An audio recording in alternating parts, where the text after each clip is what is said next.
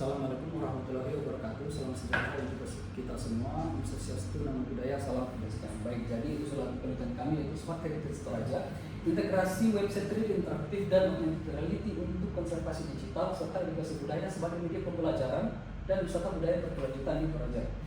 Nah, rasionalitas usulan. Yang pertama adalah pengelolaan wisata dan edukasi budaya di Toraja itu masih bersifat riset.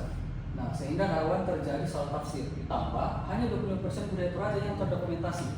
Sebenarnya 30% budaya Toraja itu mengalami kerusakan sehingga berpotensi kehilangan secara permanen. Nah, selanjutnya sebanyak 73% wisatawan milenial dan Gen Z itu memilih destinasi wisata yang menyediakan media digital interaktif. Pada bagian pendidikan, 82% pelajar Indonesia menyukai pembelajaran visual yang interaktif. Tetapi hanya 28% sekolah di Toraja itu pernah menggunakan media digital. Pada wisatawan global, sebanyak 92% wisatawan global memanfaatkan media digital sebelum, selama, dan setelah berwisata. Oleh karena itu, di sini kami akan mengusulkan sebuah pengembangan smart heritage berbasis website 3 dimensi seperti ini, sehingga kita nanti bisa berpindah-pindah tempat di objek wisata dan augmented reality yang edukatif. Nah, untuk augmented reality di sini khusus untuk menampilkan artefak 3 dimensi sebanyak 30 seperti ini artefaknya. Dan website akan menampilkan website wisata destinasi sebanyak 15, wisata retro sebanyak 6, UMKM 30. Nah, roadmap penelitian pada tahun 2021 hingga 2025 kami telah melakukan penelitian yang mendukung usulan kami. Nah, untuk tahun 2026 kami akan berfokus pada digitalisasi warisan budaya dalam bentuk website 3 dimensi dan augmented reality. Dan juga akan berdampak pada sektor pariwisata, pendidikan, ekonomi, dan budaya. Untuk keluaran yang akan kami jadikan yaitu website interaktif dan augmented reality, publikasi pada jurnal internasional bereputasi ketiga dan juga modul ajar bagi SBM. Pada tahun selanjutnya kami akan mengintegrasikan AI yaitu chatbot. Pada tahun 2028 kami akan mengintegrasikan IoT dan AR marketplace.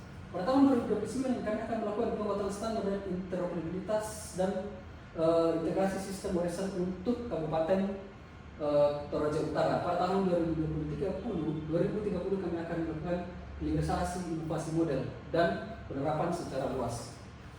Nah, pemanfaatan program di sini kami akan bekerjasama dengan dua mitra. Mitra pertama yaitu mitra utama Dinas Pariwisata, Kepemudaan dan Olahraga Kabupaten Toraja.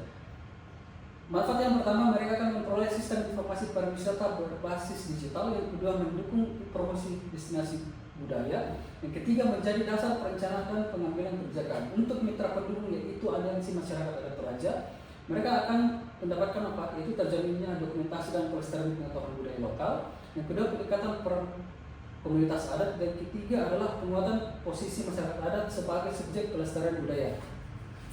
Untuk luaran sudah kami jelaskan tadi. Dan untuk yang ketiga, kegunaan dari aplikasi ini. Yang pertama, menjadi media promosi resmi pariwisata daerah. Yang kedua, diintegrasikan dalam kegiatan edukasi wisata dan literasi budaya. Yang ketiga, rujukan data dalam penyusunan program dan kebijakan pariwisata daerah. Yang terakhir adalah digunakan sebagai rujukan akademik dan dokumentasi ilmiah berbasis teknologi. Untuk iteration planning, yang pertama pada bulan 1 dan kedua kami akan melakukan analisis kondisi awal. Pada bulan ketiga kami akan melakukan perencanaan sistem dan arsitektur. Pada bulan keempat kami akan mengembangkan aplikasi.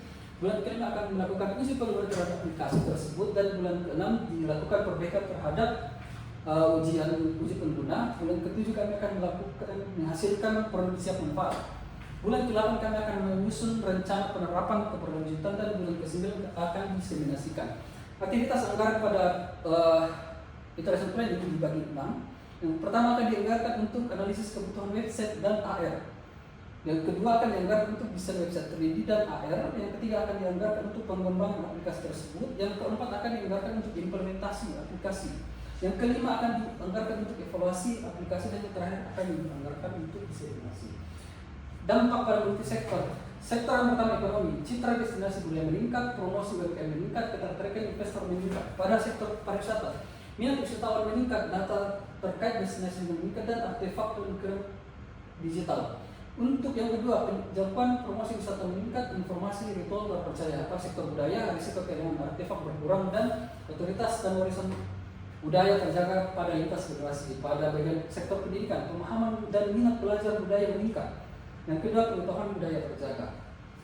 Untuk peranan mitra yang pertama, mitra utama akan berperan memberikan izin fasilitas akses lokasi, terlibat aktif dalam pengembangan aplikasi. Yang ketiga, menjamin keberlanjutan pemanfaatan aplikasi.